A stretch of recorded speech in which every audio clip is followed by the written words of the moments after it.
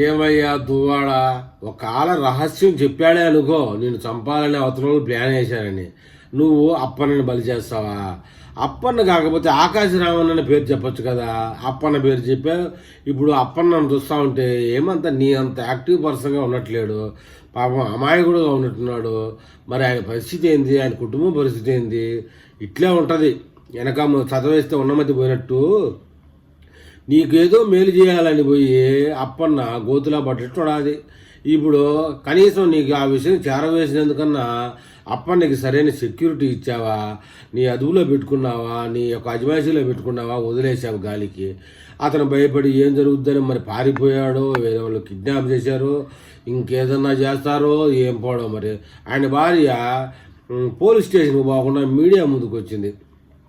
ఆర్టీవీయో big టీవీయో ఏదో అనుకుంటుంది. ఇప్పుడు వాళ్ళకి కావాలి కంటెంట్, ఈయన బాగా వాడి పడేస్తారు. అది ఏమైందా ఏమని ఇవాళ నైట్ కొత్త సంవత్సరం రేపు 1వ తేదీ అంతా ఇది వాడేస్తారు. కానీ అప్పన్న అనేవాడు నీకు చేసిన మేలుకి నువ్వు చేసిన కీడు ఎంతో ఇదే. అప్పన్న నేను జాగ్రత్తగా కాపాడుకోవాల్సింది పోయి ఇలా వదిలేసి అతని ప్రాణాల మీదకి తేవడం ఏమన్నా న్యాయమా? ఇలాంటి బుద్ధులు, పనికిమాలిన బుద్ధులు, పనికిమాలిన చేష్టాలు.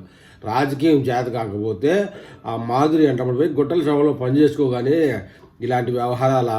నేను అప్పుడే అనుకున్నా, ఏందబ్బా అప్పన్న అని పేరు చెప్తున్నాడు, ఆయనకి ఏదైనా ఇబ్బంది అయితే ఈ మగవాడు ఏం చేస్తాడని నాకు అప్పుడే డౌట్ వచ్చింది.